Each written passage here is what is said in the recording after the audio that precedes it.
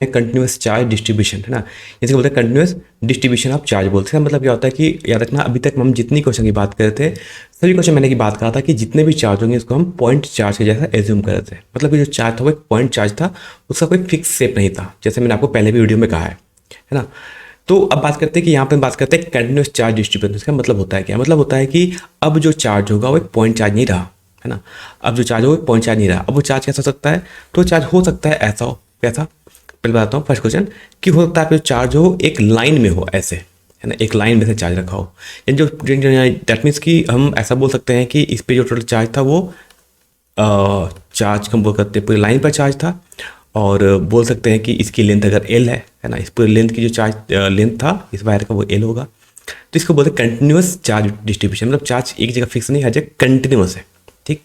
तो let us करते हैं कि अगर मान लो इस पर टोटल चार्ज क्यू है और लेंथ एल है, तो यहाँ से हम टर्न डिफाइन करते हैं, बोलते हैं चार्ज पर यूनिट लेंथ, है ना, इसको बोलते हैं, जिसको डिनोट करते हैं लैम्डा से। और ये होता है क्या है, इसे बोलते हैं लैम्डा। लैम्डा को बोलते हैं चार्ज डिवाइड बाय लेंथ, है ना। जब आप टोटल चार्ज को डिवाइड करते हैं लेंथ से, इसको बोलते हैं चार्ज डिवाइड बाय लेंथ, इसको बोलते हैं लीनियर चार्ज डेंसिटी, है ना। इससे एक टर्म और क्या है, इस चीज़ को लोग बोलते हैं लीनियर चार्ज डेंसिटी। क्योंकि आगे के हम जितने भी क्वेश्चन प्रूफ करेंगे या जब डेरिवेशंस करेंगे तो वहाँ पर आपको इसको यूज करना पड़ेगा। इसको बोलते हैं लीनियर चार्ज डेंसिटी, ठीक है। अब इसका यूनिट क्या होगा, तो क्या करना, इसका जो यूनिट होना चाहिए वो सिंपल क्या होना चाहिए, यूनिट होना चाहिए यूनिट ऑफ लैम्डा, मतलब unit of linear charge density lambda, है ना, इसको लैम्डा नोट करते हैं। सो चार्ज यूनिट होता है कुलम्ब और लेंथ यूनिट होता है मीटर, इसको बोलते हैं कुलम्ब पर मीटर, है ना, इसको मतलब सकते हैं कुलम्ब पर मीटर, याद रखना, ठीक। बात आ गया। सेकंड बात करते हैं, हम इसको बोलते हैं चार्ज पर यूनिट एरिया। मतलब अब बात करें कि हमारे पास कुछ एक सीट है ना, मतलब एक प्लेन है, इस प्लेन पे चार्ज कहाँ है, पूरा जो चार्ज है इस प्लेन पर है, ठीक। इस पूरे प्लेन पर चार्ज है, मान लो इस पर जो टोटल चार्ज अगर क्यू है और इसका जो टोटल एरिया है वो अगर मान लो ए हो गया, तो इसको हम क्या करते हैं, इसको डिनोट करते हैं सिग्मा से। सिग्मा का मतलब क्या होता है कि चार्ज मतलब टोटल चार्ज, है ना, कितना है उस एरिया पर, डिवाइड बाय एरिया, है ना। चार्ज को जब एरिया से डिवाइड कर दोगे तो इसको हम बोलते हैं हम लोग, इस चीज़ को लोग बोलते हैं सरफेस चार्ज डेंसिटी, है ना। इसको क्या बोलते हैं, इसको लोग बोलते हैं सरफेस चार्ज डेंसिटी। तो ये वर्ड भी आपको याद रखना है, भाई हम जब प्रूफ करेंगे उसको हम बताएंगे थोड़ा अच्छे तरीके से, ठीक। बात करते हैं यहाँ पर सिमिलरली इसका यूनिट क्या होना चाहिए, तो यूनिट ऑफ सिग्मा, है ना, हम बात करते हैं यूनिट ऑफ सिग्मा, इसे क्या होना, चार्ज यूनिट हो गया कुलम्ब और एरिया यूनिट हो गया मीटर स्क्वायर। इसको हम बोल सकते हैं ऐसे कुलम्ब पर मीटर स्क्वायर, ठीक। और लास्ट में आता है, इसको बोलते हैं हम लोग रो, इसको बोलते हैं चार्ज पर यूनिट वॉल्यूम। मतलब कहने का मतलब है कि अब मान लो हमारे पास कुछ एक ऐसा मान लो कुछ 3D स्पेस हो गया, है ना, कुछ ऐसा मान लेते हैं कि हमारे पास जो भी बॉडी है वो एक 3D बॉडी है, जैसे बोल सकते हैं सब कुछ स्फीयर, है ना, मान करते हैं मान लो अगर स्फीयर हो गया, तो स्फीयर होगा तो स्फीयर कैसा एक 3D डायग्राम बॉडी है जिसकी मान लो रेडियस आर है, ठीक। और इसका मान लो इसका वॉल्यूम, इसका मान लो वॉल्यूम है। और चार्ज कहाँ पर, इसके पूरे अंदर बाहर हर जगह चार्ज है ना। चार्ज कहाँ है, चार्ज अंदर भी है बाहर भी है, हर जगह चार्ज है, ठीक। इसे बोलते हैं सॉलिड स्फीयर ऐसा, ठीक। और लेट सपोज पेट्रोल चार्ज मान लो अगर क्यू है, तो यहाँ से हम एक और टर्म डिफाइन करेंगे जिसको हम लोग बोलते थे हम लोग वॉल्यूम चार्ज डेंसिटी, जिसको हम डिनोट करते हैं रो से। और का फॉर्मूला क्या होता है, चार्ज डिवाइड बाय वॉल्यूम, ठीक है, बोलते हैं चार्ज डिवाइड वॉल्यूम। और बात करते हैं इसका यूनिट क्या होना चाहिए, तो इसका यूनिट होना चाहिए, अगर यूनिट ऑफ अगर हम रो पूछें तो इसका यूनिट होना चाहिए कुलम्ब पर मीटर क्यूब, ठीक है। क्या बोलते हैं इसको, हम बोलते हैं कुलम्ब पर मीटर क्यूब। और इसका नाम है क्या बताया, इसको लोग बोलते हैं वॉल्यूम चार्ज डेंसिटी। इसे क्या बोलते हैं हम लोग, volume charge density,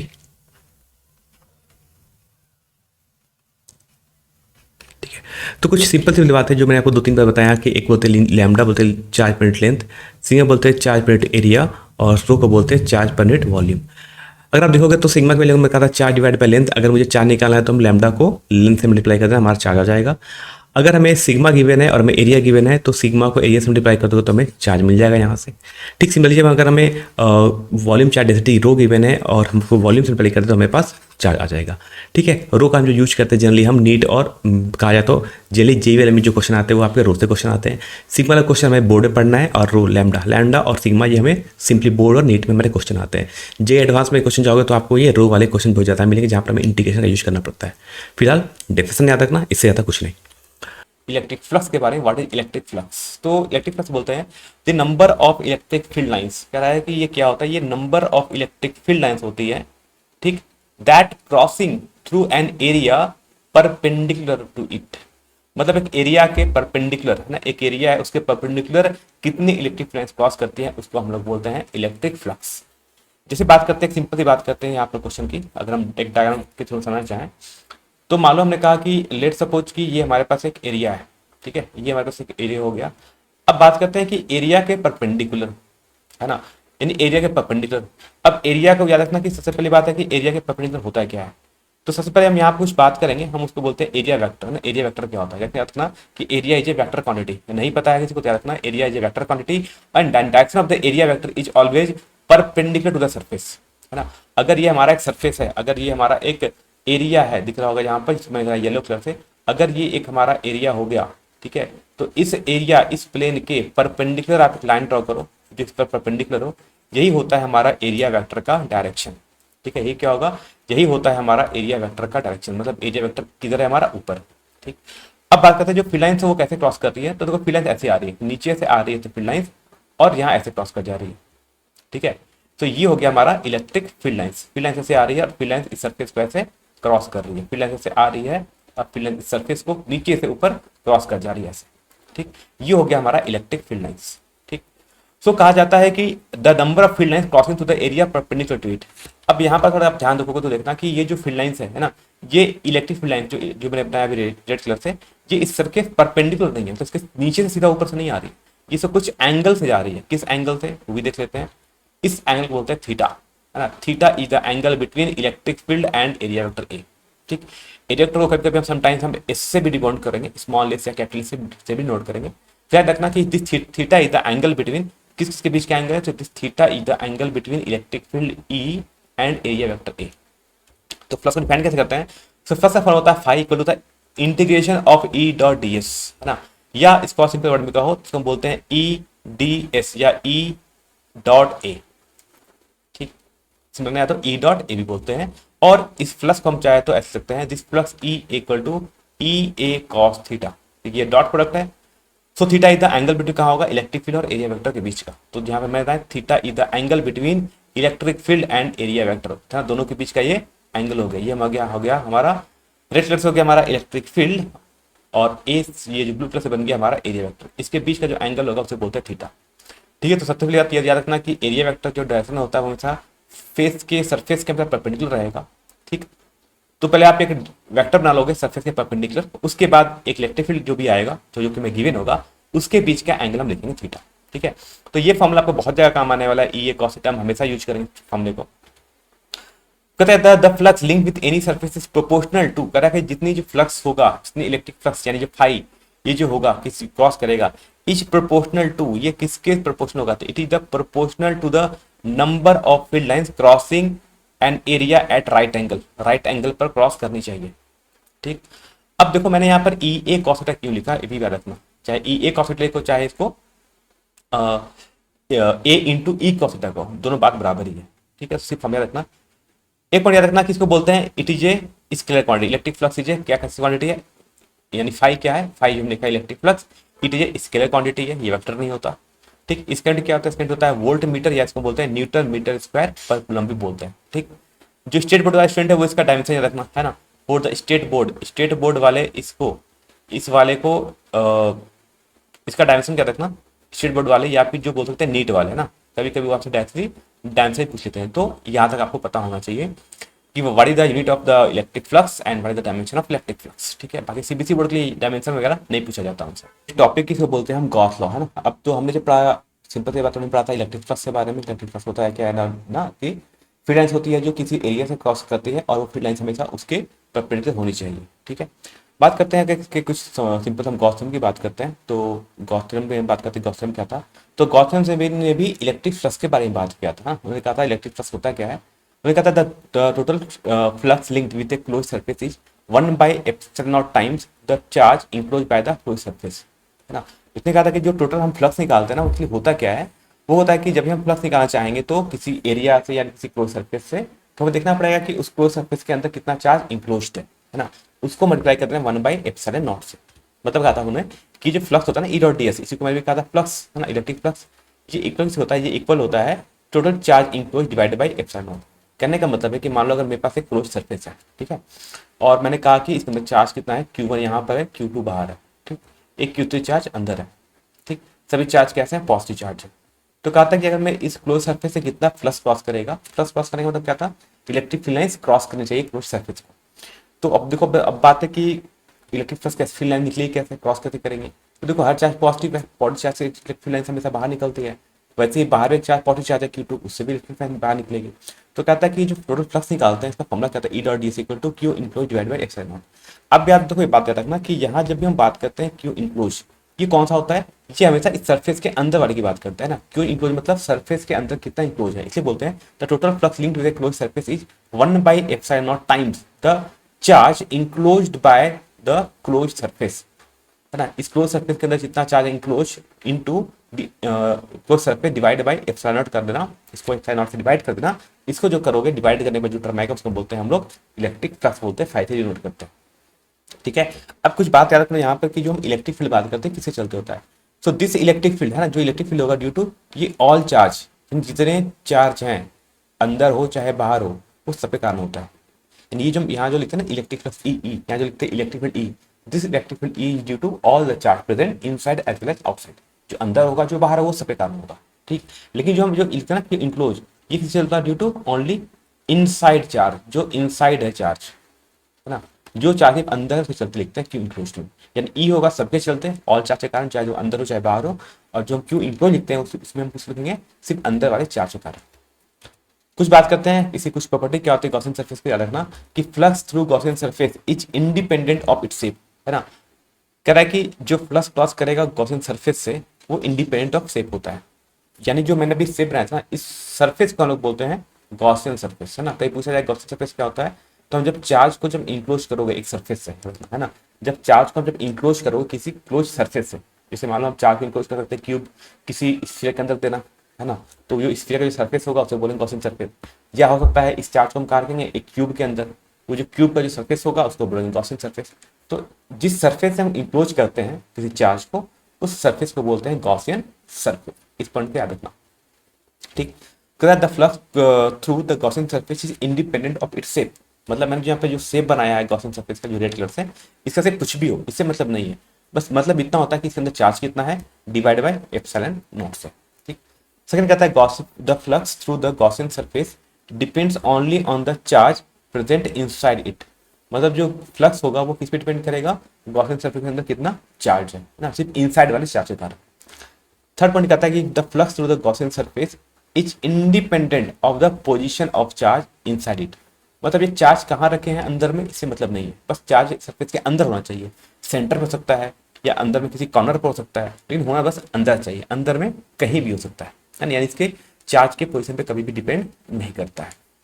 fourth point आता है कि the electric field intensity at the Gaussian surface, मैंने कहा जो इलेक्ट्रिक फील्ड ई लिखा है at the Gaussian surface is due to all charge present inside as well as outside, यानी हमने यहाँ पर जो इलेक्ट्रिक फील्ड ई लिखा था ना, ये इलेक्ट्रिक फील्ड किसके कारण होता है, due to all charge present inside as well as outside, सभी कारण।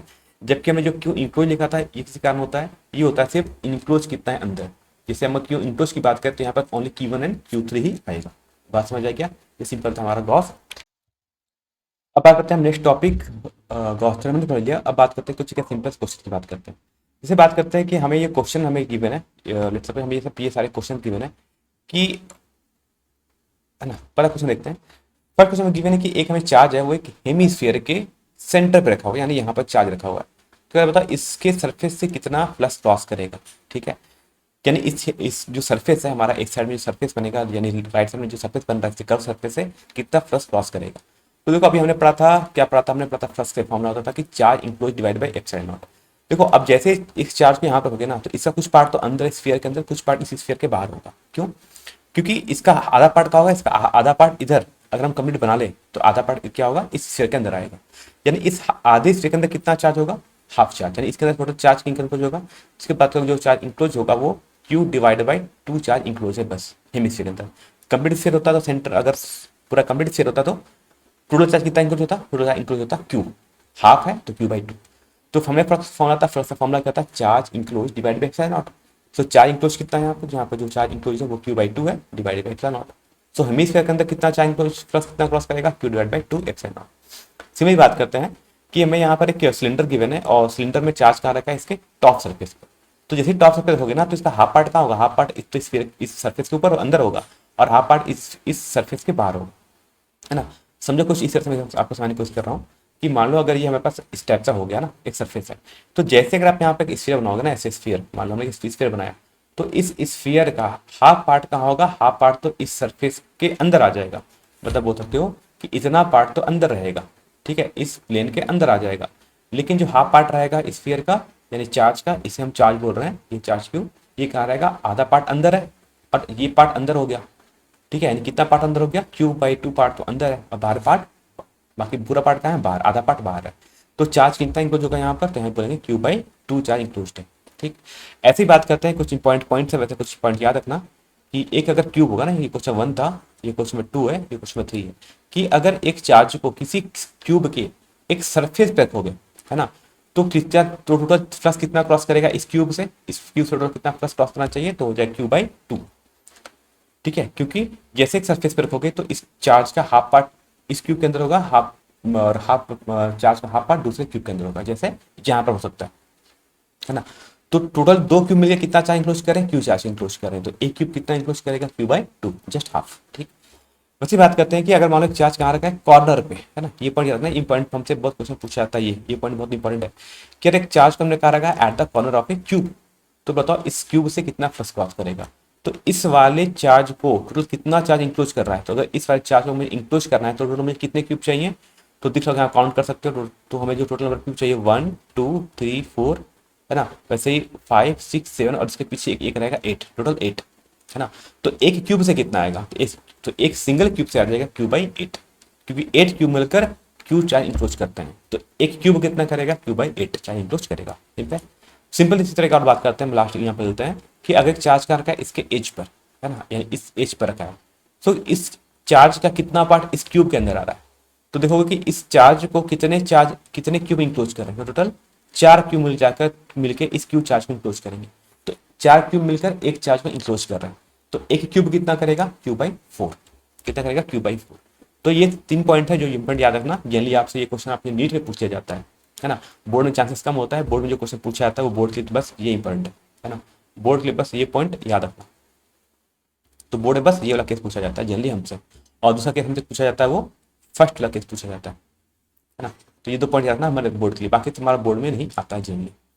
बात समझ आ गया, अब बात करते हैं नेक्स्ट, करते क्वेश्चन है ना, ये क्वेश्चन आपको एनसीईआरटी मिल जाएगा, एनसीईआरटी क्वेश्चन में गिवन है, क्वेश्चन में गिवन है कि हमें एक क्यूब गिवन है, ध्यान देना यहाँ पर हमें कि क्यूब गिवन है, ठीक, इस क्यूब की पोजीशन गिवन है कि क्यूब का जो ये फेस है, फ्रंट फेस, एक फेस दिख रहा होगा, ये फेस कहाँ पर रखा हुआ है, ए डिस्टेंस पर रखा हुआ है, ठीक।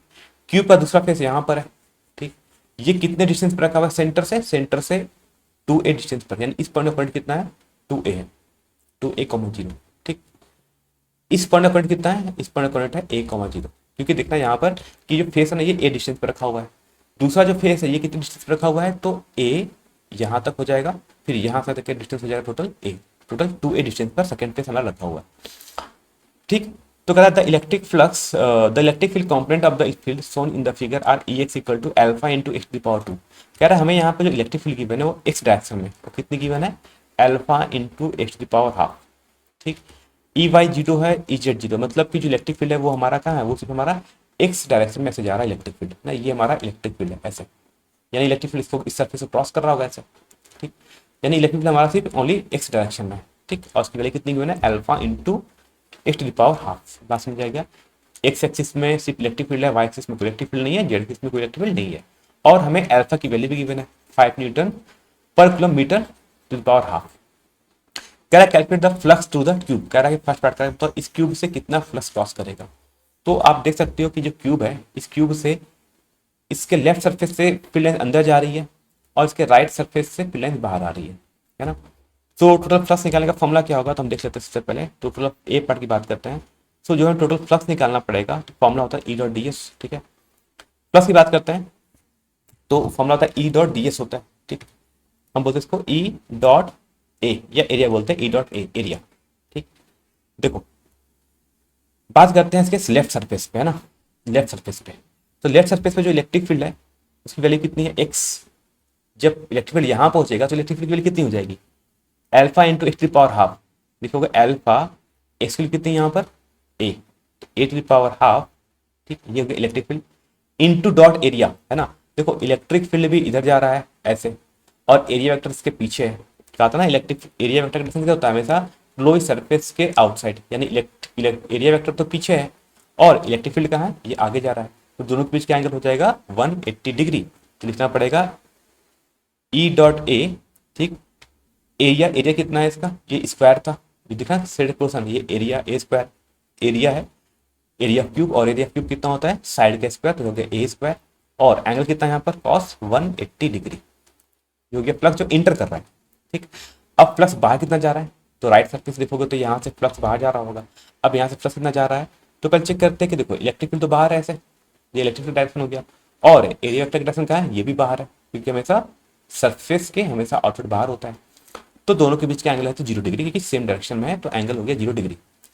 अब बात करते हैं इलेक्ट्रिक फील्ड है कितना। तो इलेक्ट्रिक फील्ड देखो यहाँ पर, जब इलेक्ट्रिक फील्ड यहाँ पहुंचेगा तो इलेक्ट्रिक फील्ड का फॉर्मूला क्या था, alpha into x to the power half, तो हो जाएगा एल्फा, और एक्स की वैल्यू कितनी हो जाएगी, जब इलेक्ट्रिक फील्ड यहाँ पहुंच जाएगा तो एक्स की वैल्यू कितनी हो जा रही है, एक्स की वैल्यू हो जा रही है 2a।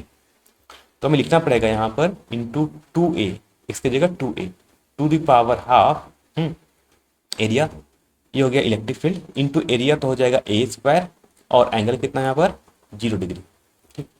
तो इसे सॉल्व करेंगे तो ये हो जाएगा हमारा अल्फा, अल्फा के लिए कितनी पुट कर लेते हैं 5 इंटू एट पावर हाफ है और एट पावर 2 है, ठीक है। इसको पूरा सॉल्व करते हो जाएगा एट पावर आपका आ जाएगा 5/2, ठीक है। और कॉस 90 की वैल्यू जाती है माइनस, ठीक। बात करते हैं यहाँ पर अल्फा की वैल्यू हो गई 5, ठीक, 2 अल्फा, 2 का पावर हाफ कर लो पहले, ठीक है, तो ये जगह 2 की पावर हो जाएगा हाफ, ठीक, इंटू एट पावर हाफ, और यहाँ ए स्क्वायर है, पूरा सॉल्व करना तो हो जाएगा एट पावर 5/2, ठीक। और कॉस 0 की वैल्यू होती है यहाँ पर 1। तो हम टोटल लेकर का सॉल्व करें तो पूरी वैल्यू बन जाएगी, कॉमन लेंगे तो 5 इंटू एट पावर 5/2 आ गया कॉमन, यहाँ बच जाएगा 2 टू द पावर हाफ -1, ठीक है। क्या मैंने जो कॉमन लिया देखना, मैंने इस टर्म को पहले बाहर लिख लिया और -1 यहाँ से कॉमन आ जाएगा बाहर, ठीक। तो ये टोटल वैल्यू आ गया, यानी इसको हम और क्या तो सॉल्व कर लिख सकते हैं, ये हो जाएगा 5 इंटू एट पावर 5/2 इंटू √2 - 1, ठीक है। जो जगह total flux crossing through the surface, बात समझ आ गया। ध्यान देना कि यहाँ पर आपको बड़ा एंगल भी ध्यान देना पड़ेगा कि इलेक्ट्रिक फील्ड और एरिया के बीच में एंगल कितना बन रहा है, क्योंकि जब भी आप इलेक्ट्रिक फ्लक्स का फॉर्मूला लिखते हैं तो ई ए कॉस थीटा होता है, ठीक। और जब आप राइट साइड की बात करोगे तो यहाँ पर इलेक्ट्रिक फील्ड और एरिया के बीच एंगल कितना हो जा रहा है, सेम डायरेक्शन में हो जा रहा है, तो एंगल हो जाएगा 0 डिग्री, सिंपल सी बात है इतनी। बात करते हैं B part. Question B part में क्या गया है, तो बी पार्ट में कह रहा है हमसे कि find the charge within the cube assume a equal to 1 metre. कह रहा है बताओ कि चार्ज कितना इंक्लोज होगा अगर ए की वैल्यू अगर 1 मीटर हो जाए तो। चलो, तो हमें पता था कि फ्लक्स का फॉर्मूला क्या था, फ्लक्स का फॉर्मूला होता है charge enclose divide by epsilon not. So this implies हम बोल सकते हैं कि जो चार्ज इंक्लोज होगा इसकी वैल्यू हो जाएगी epsilon not times of flux, ठीक है। तो एप्सिलॉन नॉट और फ्लक्स कितना आ गया था 5 इंटू एट द पावर 5/2, तो ए के लिए कितनी है 1, तो 1 टू द पावर 1/2, ठीक, इंटू √2 - 1, है ना, 5/2 -1।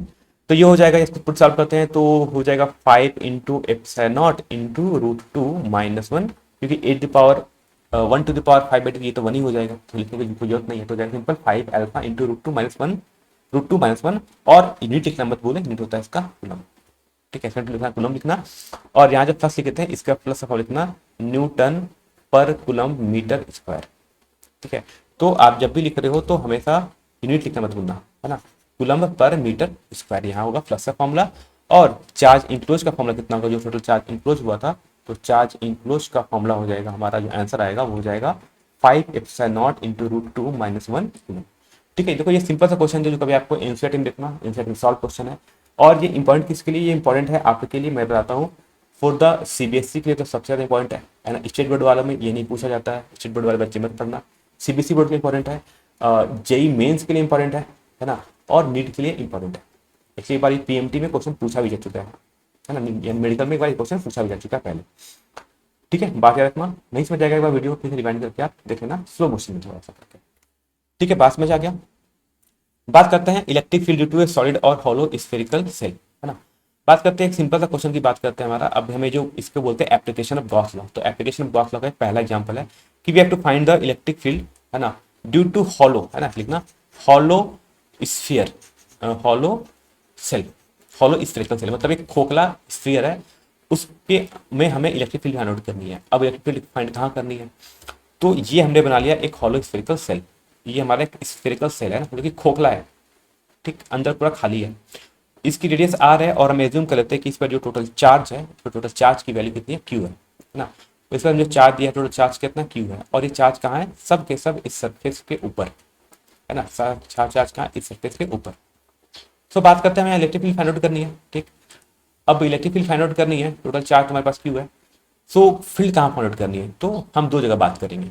एक अंदर में बात करेंगे कि इस स्फीयर के अंदर कितना होगा, सरफेस से कितना होगा, बाहर कितना होगा। तो मेनली हम दो पॉइंट बात करते हैं, इनसाइड और आउटसाइड। सो फर्स्ट केस बोलते हैं for the point outside when r equal to r is greater than r, मतलब जो हम डिस्टेंस की बात कर रहे हैं वो रेडियस से बड़ा होना चाहिए। मतलब हम जो यहाँ पर डिस्टेंस लेना चाह रहे हैं आर, वो स्मॉल आर जो ये है, ये कैपिटल आर से बड़ा है। तो जहां पर हम इलेक्ट्रिक फील्ड फाइंड आउट करना पड़ेगा वहां एक छोटा सा लेते हैं एरिया, निकलिए एरिया ds, ठीक। चार्ज कैसा है, चार्ज पॉजिटिव है, चार्ज पॉजिटिव है तो फील्ड लाइन बाहर जा रही होगी इससे ना, पॉजिटिव चार्ज से दूर जाती है तो फील्ड लाइन से बन गई। एरिया वेक्टर का डायरेक्शन कैसे निकालते हैं, जो एरिया वेक्टर का डायरेक्शन होता है वो भी सरफेस के, पूरे सरफेस के परपेंडिकुलर होता है, और बाहर वाले को हम हमेशा पॉजिटिव लेते हैं। तो यहाँ देखो कि हमारा जो इलेक्ट्रिक फील्ड वो भी बाहर है ना, इलेक्ट्रिक फील्ड भी बाहर है, और हमारा जो एरिया वेक्टर है वो भी हमारा बाहर है, तो दोनों के बीच एंगल हो जाएगा 0 डिग्री, ठीक है।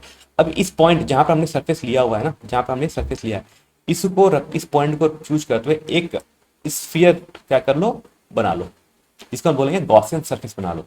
क्या ये गॉसियन सरफेस कैसा होगा, गॉसियन सरफेस का जो शेप होगा वो एक स्फीयर के जैसा होगा, जिसका रेडियस स्मॉल आर है, ठीक, और इसके अंदर टोटल चार्ज अंदर आ गया, ठीक। तो अभी हमने एक फॉर्मूला पढ़ा था गॉस थ्योरम के, E dot d s equal to होता है charge enclose divide by epsilon not, ठीक है, अभी कहा था। तो हमें क्या फाइंड करना है, हमें इलेक्ट्रिक फील्ड फाइंड आउट करना है कि इस पॉइंट की इलेक्ट्रिक फील्ड है कितना, ठीक है। सब बोलते हैं कि at every point on the Gaussian surface electric field is perpendicular to surface area vector. Electric field और गॉसियन और एरिया वेक्टर दोनों एक ही डायरेक्शन में, दोनों पैरेलल में, दोनों पैरेलल होगा तो दोनों के बीच एंगल 0 डिग्री हो जाएगा। तो ई डॉट डी एस निकालोगे तो हो जाएगा A D S cos 0 degree, क्योंकि एंगल 0 डिग्री है, ठीक। कॉस 0 डिग्री की वैल्यू 1 हो जाती है तो सिंपल हो जाएगा ई डी एस, समझ आ गया। और अब हम निकालते हैं फॉर्मूले को। अभी मैंने यहाँ से फॉर्मूला पढ़ा है, फॉर्मूला नंबर 1 की बात करो तो फॉर्मूला क्या होता है, E dot d equal to total charge enclose divide by epsilon not, ठीक। तो इलेक्ट्रिक फील्ड तो यहाँ से लिखा ई, ठीक। अब ये एरिया कितना होगा, अब यहाँ पर इस पूरे एरिया को अगर हम कैलकुलेट करें, जो मैंने गॉसियन सरफेस बनाया, इस पूरे का अगर हम एरिया को हम कैलकुलेट करें तो ये तो स्फीयर है जिसका रेडियस स्मॉल आर है। तो बताओ एक स्फीयर जिसका रेडियस स्मॉल आर हो उसका सरफेस एरिया का फॉर्मूला कितना होता है, तो क्या सरफेस एरिया का फॉर्मूला होता है 4 पाई आर स्क्वायर, ठीक। और इस गॉसियन सरफेस के अंदर टोटल कितना चार्ज इंक्लोज है, तो देखोगे इसके अंदर टोटल चार्ज इंक्लोज है वो कैपिटल क्यू चार्ज इंक्लोज हो गया है पूरा का पूरा। तो चार्ज इंक्लोज हम क्या लिख लिया, क्यू, तो चार्ज इंक्लोज हो गया। तो आउटसाइड हम इलेक्ट्रिक फील्ड कहाँ फाइंड करते हैं, आउटसाइड की बात कर रहे थे, तो यानी हम जो इलेक्ट्रिक फील्ड फाइंड कर रहे हैं हम आउटसाइड की बात कर रहे हैं। तो आउटसाइड इलेक्ट्रिक फील्ड का फॉर्मूला क्या हो जाएगा, ई आउटसाइड का फॉर्मूला है q divide by 4 pi epsilon naught r square. हमने क्या किया, सिंपल से ये 4 पाई स्क्वायर को इधर ले आए, है ना, डिनोमिनेटर में ले आया। तो आउटसाइड का फॉर्मूला कितना बन गया, आउटसाइड का फॉर्मूला बन जाएगा ई आउटसाइड, यानी इलेक्ट्रिक फील्ड आउटसाइड बनेगा उसका formula q divide by 4 pi epsilon naught r square. Simple सा क्वेश्चन, ठीक है। आउटसाइड पे इलेक्ट्रिक फील्ड ऐसे वेरी करता है। टेक्निकली हम बोल सकते हैं कि जो इलेक्ट्रिक फील्ड होता है वो कैसे वेरी करता है आउटसाइड, तो आउटसाइड जो इलेक्ट्रिक फील्ड होगा वो वेरी करेगा inversely proportional to r square, यानी जैसे जैसे आर बढ़ेगा हमारा इलेक्ट्रिक फील्ड बाहर कम होता चला जाएगा। पास में जाके आउटसाइड की बात करते हैं। बात करते हैं सरफेस पे कितना होना चाहिए, सरफेस मतलब जब आर की वैल्यू आर हो जाए, तो सिंपल सी पेयर करो, जहां पर आर लिखा है स्मॉल आर के लिए कैपिटल आर पुट कर देना। तो सरफेस पे फॉर्मूला कितना आ जाएगा, Q divide by 4 pi epsilon not capital R square, क्योंकि जहां पर स्मॉल आर के लिए हमने क्या पुट कर दिया है, जहां पर हमारा स्मॉल आर था उसको हमने कैपिटल आर पुट कर दिया, क्योंकि हम जस्ट इस सरफेस से फाइंड करना चाह रहे हैं कि सरफेस पे कितना होना है, जस्ट सरफेस के आउटसाइड, नॉट सरफेस बोलते हैं हम, जस्ट सरफेस के आउटसाइड बुक की बात करते हैं। अगर अच्छे से वर्टर में कहा जाए तो, रियली में कहा जाए तो जस्ट सरफेस के आउटसाइड होना चाहिए, जिसको हम लोग नियरली इक्वल टू सरफेस भी बोलते हैं, ठीक है। तो ये फॉर्मूला आ गया हमारा जस्ट आउटसाइड का फॉर्मूला, आउटसाइड में इतना होगा, नॉट सरफेस पे कितना इलेक्ट्रिक फील्ड होगा। तो पहला पॉइंट ये याद रखना आउटसाइड का, दूसरा याद रखना सरफेस पे कितना होगा। अब आता है मेरे पास थर्ड केस कहाँ, कि we have to find the electric field inside, है ना। यानी अब हम जो इलेक्ट्रिक फील्ड फाइंड आउट करना है वो हमें कहाँ फाइंड आउट करना है, इस पॉइंट पर फाइंड आउट करना है, ठीक है। टोटल चार्ज कहाँ है, तो टोटल चार्ज अभी भी हमारा यहाँ पर है, ये हमारा स्फीयर था पूरा, है ना। और सारा का सारा चार्ज कहाँ था, सारा का सारा चार्ज हमारा बाहर है, अंदर कोई भी चार्ज नहीं है क्योंकि ये हॉलो स्फेरिकल सेल है। तो जो भी हॉलो स्फेरिकल सेल होता है उसमें चार्ज कहाँ होते हैं, सबके सभी चार्ज बाहर होते हैं। हमें इलेक्ट्रिक फील्ड कहाँ फाइंड आउट करनी है, तो अंदर, है ना, इनसाइड पॉइंट पे। यानी for inside point when small r is less than capital r. आपको दिख भी रहा होगा कि ये कैपिटल आर है और ये स्मॉल आर है, तो small r is less than capital r, ठीक है। यानी हम पॉइंट जो बात कर रहे हैं वो इस स्फीयर के अंदर की बात कर रहे हैं। तो जिस पॉइंट पे हमें निकालना है उस पॉइंट को चूज करते हुए क्या करते हैं, हम एक गॉसियन सरफेस बना लेते हैं, इसको लेकर हमने एक गॉसियन सरफेस से बना लिया, ठीक है। इसे बोलते हैं गॉसियन सरफेस जो हम बनाते हैं। और हमें इस पी पॉइंट पे इलेक्ट्रिक फील्ड फाइंड आउट करना है। तो जैसे पी पॉइंट फाइंड आउट करना हमने गॉसियन सरफेस बनाया। अब बताओ इस गॉसियन सरफेस के अंदर कितना चार्ज है, तो बोलोगे सर चार्ज तो है नहीं अंदर, सब तब तो चार्ज तो बाहर हो गया, चार्ज तो बाहर है, अंदर तो चार्ज है ही नहीं। तो इस गॉसियन सरफेस में कितना चार्ज आ पाया, कुछ भी नहीं, जीरो। तो टोटल चार्ज इंक्लोज कितना हो गया, जीरो, है ना। Since the charge inside the conducting sphere और सेल इज जीरो, अंदर जीरो है ना। सिंपल इसको भी चाहे तो सिंपल वर्ड में लो कि total since the charge inside the shell is zero, zero charge है। तो we know that E dot d s का फॉर्मूला होता है charge enclose divide by epsilon naught, और वैल्यू कितनी आ जाएगी, जीरो, क्योंकि टोटल चार्ज ही इंक्लोज जीरो हो गया। यानी समेशन जो जैपनीज के अंदर जो टोटल चार्ज लिखा था इसी की वैल्यू जीरो हो गई है। तो इलेक्ट्रिक फील्ड कितना हो जाएगा, जीरो। यानी टोटल फील्ड इनसाइड कितना होता है, जीरो। इस पॉइंट को बहुत अच्छे पॉइंट से रखना कि इलेक्ट्रिक फील्ड इनसाइड कितना होता है, हमेशा जीरो होता है। यानी कि अगर एक हॉलो स्फीयर सेल होगा तो पूछा जाए कि मतलब उसके अंदर चार्ज कितना हो, मतलब उसके अंदर इलेक्ट्रिक फील्ड कितनी होती है, तो अंदर इलेक्ट्रिक फील्ड हमेशा जीरो होती है क्योंकि चार्ज भी इंक्लाइज इनसाइड जीरो था, ठीक, मतलब अंदर जीरो होगा। इसी ग्राफ की बात करें तो हमने एक इलेक्ट्रिक फील्ड बनाया हुआ है, ठीक है। तो बात करेंगे जब तक इसके सेंटर से लेकर, है ना, इसके सेंटर से लेकर सरफेस तक अंदर इलेक्ट्रिक फील्ड कितनी होती है, हमेशा जीरो होती है, इलेक्ट्रिक फील्ड हमेशा जीरो रहेगा। सरफेस पे इलेक्ट्रिक फील्ड कितना होगा, Q divide by 4 pi epsilon not capital R square, यानी वो होता है मैक्सिमम। यानी यहाँ पे इलेक्ट्रिक फील्ड कितनी होती है, सरफेस पे होता है, और ये होता है q divide by 4 pi epsilon not capital R square. उसके बाद बाहर जाओगे तो इलेक्ट्रिक फील्ड मैंने कहा था घट रहा था, इन्वर्सली प्रोपोर्शनल था, तो बाहर जाओगे तो इलेक्ट्रिक फील्ड फिर से घटना स्टार्ट ऐसे हो जाएगा, ठीक है। ये ग्राफ याद रखना, ग्राफ फॉर द नीट के लिए तो बहुत इंपॉर्टेंट क्वेश्चन है। बोर्ड नहीं पूछते हैं, नीट या जेई वाले में क्वेश्चन कभी कभी पूछ लेते हैं, है ना। तो याद रखना अंदर इलेक्ट्रिक फील्ड जीरो होता है, सरफेस पे मैक्सिमम होता है, उसके बाद फिर इलेक्ट्रिक फील्ड धीरे धीरे घटना स्टार्ट हो जाता है, ठीक है। तो ये था हमारा electric field due to a hollow spherical shell inside outside as well as on the surface of sphere. Next हमारा एप्लीकेशन है, एप्लीकेशन ऑफ गॉस लॉ है, इसमें फाइंड आउट करना है कि electric field due to a uniformly long linear distribution of charge. मतलब हमें क्या गिवन है कि हमें जो चार्ज गिवन है कहाँ गिवन बता देते हैं कि एक में एक लाइन है ना, इसमें पूरा चार्ज गिवन है, ठीक है। और इसकी लेंथ कितनी है, इसकी जो लेंथ है टोटल वो इनफाइनाइट लेंथ है ना, इसने कहा इनफाइनाइट लेंथ है, मतलब ये कोई लेंथ फिक्स नहीं है कितनी। अब देखो अगर जब लेंथ ही फाइनाइट नहीं है, इनफाइनाइट हो गया, यानी अगर लेंथ इनफाइनाइट हुआ तो चार्ज में इनफाइनाइट होगा, ठीक है। तो हम क्या डिफाइन करते हैं, हम डिफाइन करते हैं कि इसकी एक लीनियर चार्ज डेंसिटी है, मतलब चार्ज पर यूनिट लेंथ। यानी अगर 1 मीटर का लेंथ हुआ तो उस पर चार्ज कितना है, लैम्डा, ठीक। अगर 2 मीटर का लेंथ होगा तो चार्ज कितना हो जाएगा, 2 लैम्डा, इस तरह से, ठीक है। तो हम कहते हैं कि let a wire of infinite length be uniformly charge having linear charge density each lambda, है ना। हमें लीनियर चार्ज डेंसिटी कितनी गिवन है, हमें जो गिवन है वो हमें लैम्डा यहाँ पर गिवन है, इसकी हमें गिवन है लीनियर चार्ज डेंसिटी। अब हमें इलेक्ट्रिक फील्ड फाइंड आउट करना है, हमें इलेक्ट्रिक फील्ड कहाँ फाइंड आउट करना है, तो इस लाइन चार्ज से आर डिस्टेंस पर हमें इलेक्ट्रिक फील्ड फाइंड आउट करना है, ठीक। तो अब इस जिस चार्ज को हमें क्या करना है, इस चार्ज को पहले तो हमें इंक्लोज करना पड़ेगा। अगर हमें इलेक्ट्रिक फील्ड निकालना है तो हमें क्या कहता है कि फ्लक्स का फॉर्मूला होता है charge enclose divide by epsilon not, ठीक। और फ्लक्स का फॉर्मूला होता है ई डॉट डी एस, मतलब हमें इलेक्ट्रिक फील्ड फाइंड आउट करना है तो मुझे चार्ज चाहिए और चार्ज इंक्लोज होना चाहिए। तो क्या करते हैं कि हम यहाँ पर जो इस चार्ज था इस पर इन्फिनाइट लेंथ को के कुछ पार्ट को, जिसका लेंथ एल है, एल लेंथ का एक पार्ट चूज कर लेते हैं, ठीक। अब इसे हमें इंक्लोज करना है, ठीक है। अब हमें इंक्लोज क्यों करना है, इंक्लोज करना हमेशा सिमेट्रिकल सरफेस होना चाहिए, याद रखना सिमेट्रिकल सरफेस बहुत इंपॉर्टेंट है कि Gaussian surface maximum times apply होता है हाईली सिमेट्रिकल सरफेस के लिए। जैसे एज्यूम करो जैसे हमारे पेन का रिफिल होता है ना, तो रिफिल बीच में होता है और बाकी साइड में उसका कवर होता है, तो समझो ऐसा बीच में इसका रिफिल हो गया और साइड इसका कवर हो गया पूरे पेन का, ठीक। अब ओके, अब पेन के रिफिल से इसका जो सरफेस होगा, पेन का जो कवर का जो सरफेस होगा वो हाँ सब इक्वल डिस्टेंस पे होगा, आर आर आर हर जगह होगा। यानी हर डिस्टेंस कितने डिस्टेंस पर, आर डिस्टेंस पर है। आर फिक्स हुआ मतलब इलेक्ट्रिक फील्ड फिक्स हो गया। ठीक है, तो बोलते हैं हम गॉस में तो जानते हैं कि ई डॉट डी एस का जो फॉर्मूला होता है वो charge enclose divided by epsilon not होता है। ठीक, अब इसे कितने सरफेस में देखते हैं, देखो एक सरफेस तो इसका बॉटम में सरफेस होगा, ये वाला सरफेस होगा पूरा। ठीक, एक सरफेस तो ये बॉटम सरफेस हो गया, एक सरफेस का टॉप सरफेस होगा ऐसा। ठीक, एक अपर सरफेस एक लोअर सरफेस हो गया। इसको हमने बोल दिया अपर सरफेस या टॉप सरफेस बोल लो, जो भी बोल लो, है ना। इसे बोल दिया हमने लोअर सरफेस बोल लिया। ठीक, और एक पार्ट का जो कर पार्ट होगा ना, इस पे इनके दो सरफेस है, एक अपर होगा एक लोअर होगा बॉटम, और एक होगा इसका कर सरफेस एरिया। ठीक है, तो एक होगा इसका कर सरफेस एरिया, इसको बोलते हैं हम लोग कर सरफेस एरिया। ठीक है, कर पार्ट। अब इलेक्ट्रिक फील्ड क्या होगा, तो ये चार्ज पॉजिटिव है, पॉजिटिव चार्ज के कारण जो भी इलेक्ट्रिक फील्ड होता है वो हमेशा सरफेस, पॉजिटिव चार्ज हमेशा अवे जाता है, दूर जाता है। तो ये हो गया हमारा इलेक्ट्रिक फील्ड का डायरेक्शन, जो मैंने बनाया ब्लू कलर से। ठीक है, this is the direction of electric field. अब बात करते हैं कि हमारा एरिया वेक्टर का डायरेक्शन किधर होता है, तो एरिया वेक्टर का जो डायरेक्शन होता है वो हमेशा सरफेस के परपेंडिकुलर और आउटवर्ड बाहर की रूप होगा। ठीक है, तो ये हो गया सरफेस एरिया ऊपर हो गया अपर सरफेस के लिए। लोअर सरफेस के लिए बात करो तो सरफेस एरिया नीचे आ जाएगा, एरिया वेक्टर का डायरेक्शन, और जो कर सरफेस एरिया है उसके एरिया वेक्टर डायरेक्शन होगा आउटवर्ड बाहर। तो हम देखते हैं जो टोटल फ्लक्स आएगा वो हमारा तीन सरफेस के कारण आने वाला है कि ये तीन सरफेस मिलकर एक चार्ज को इंक्लोज कर रहा है। कौन सा सरफेस, एक होगा अपर सरफेस एरिया का फ्लक्स होगा इस तरह से, प्लस होगा लोअर सरफेस का एक हो गया, और एक होगा हमारा कर सरफेस का फ्लक्स। तीनों यानी ये तीन जो हमारा एरिया कवर करके एक चार्ज इंक्लोज करने वाला, यानी तीनों सरफेस से फ्लक्स क्रॉस करेगा। देखते हैं अपर सरफेस की बात करते हैं, तो अपर सरफेस देखोगे कि electric field is perpendicular to the area vector, दिख रहा होगा यहाँ पर एंगल कितना बड़ा 90 डिग्री। तो और कॉस 90 के लिए कितनी होती है, जीरो। कॉस 90 जीरो होगा तो फ्लक्स भी हो जाएगा, ई डॉट डी एस की वैल्यू हो जाएगी जीरो।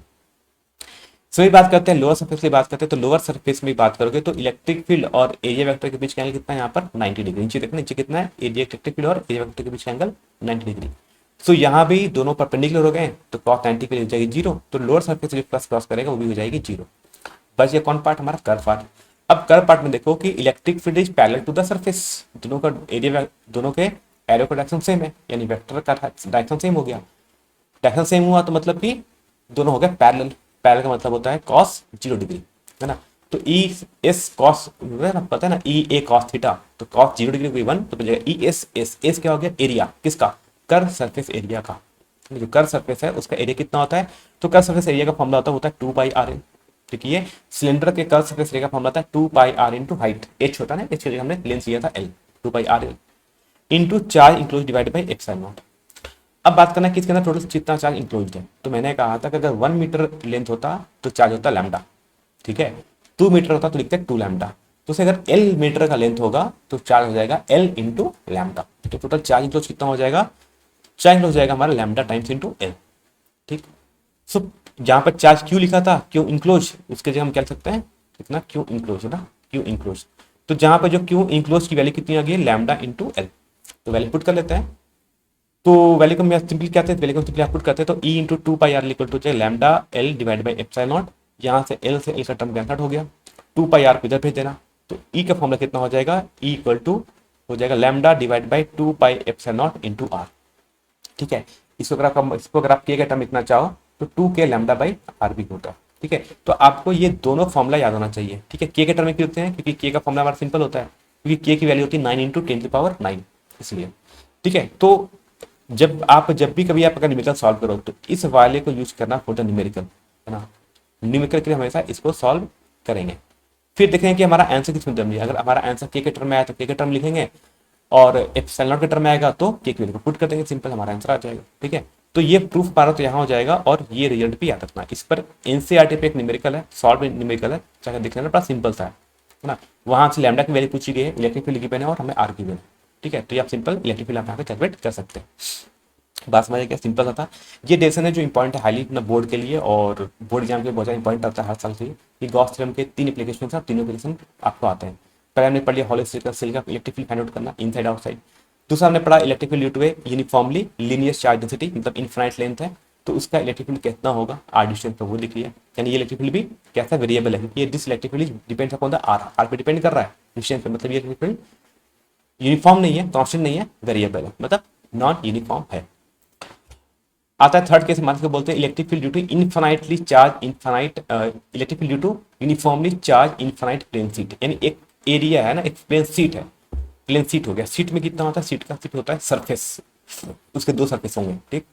क्या इस पर इसकी ये कैसा है, इनफाइनाइट है, मतलब इसका जो एरिया कितना है, एरिया इनफाइनाइट। अब एरिया इनफाइनाइट होगा तो चार्ज भी इनफाइनाइट होगा।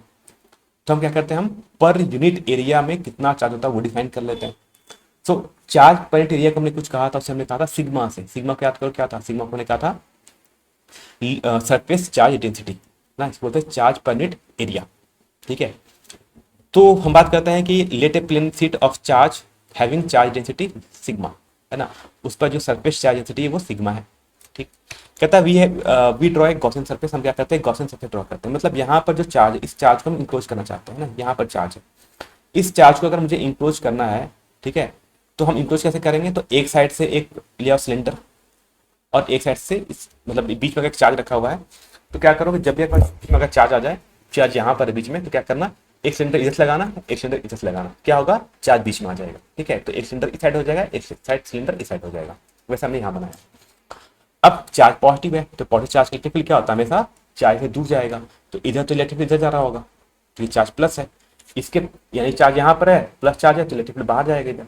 अगर चार्ज इस साइड आ गया, नहीं पॉजिटिव चार्ज है तो इलेक्ट्रिक फील्ड इस साइड जाएगा, तो इलेक्ट्रिक हो गया हमारा इस साइड, ठीक।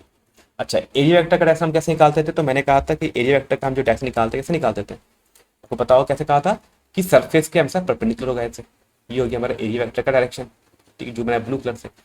तो दो हो गए इसके प्लेन सरफेस हो गया जो सर्कल के शेप का होगा। एक सरफेस और था, कौन सा, सिलेंडर का क्रॉस कौन सा सरफेस होता है, इसे बोलते हैं कर्व सरफेस।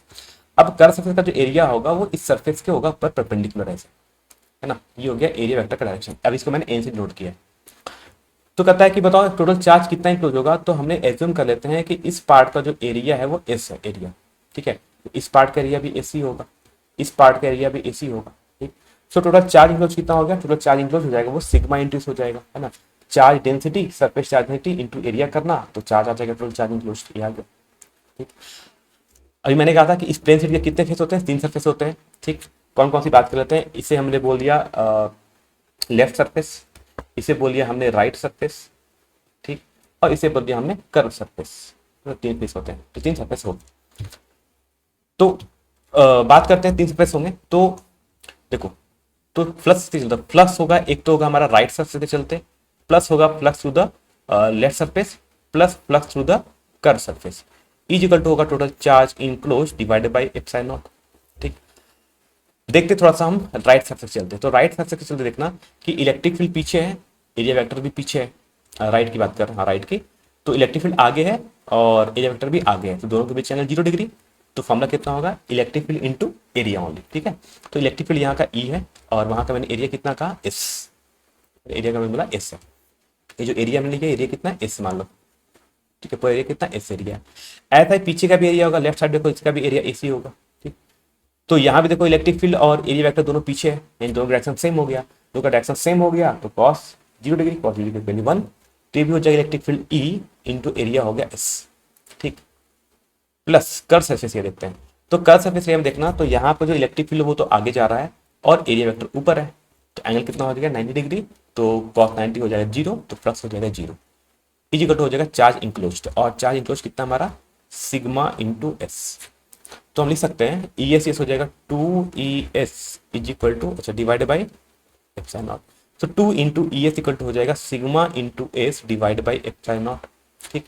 यहाँ देखोगे एरिया एरिया से कैंसल आउट हो गया, तो इलेक्ट्रिक फील्ड ई का फॉर्मूला आ गया sigma divide by 2 epsilon not.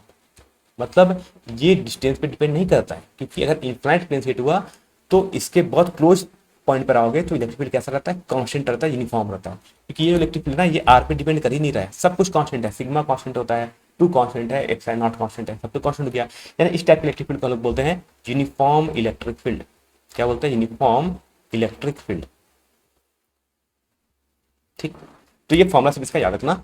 इसका अगर पूछो कि ग्राफ कैसा बनता है, तो ग्राफ हम ऐसा बनाते हैं कि electric field with distance r बना रहे, तो इसका इलेक्ट्रिक फील्ड कैसा होता है, हमेशा कांस्टेंट होता है, फिक्स होता है। अब इसके लिए कितनी होती है, sigma divide by 2 epsilon not, ये इलेक्ट्रिक फील्ड होता है, कांस्टेंट होता है, इसी को बोलते हैं यूनिफॉर्म इलेक्ट्रिक फील्ड।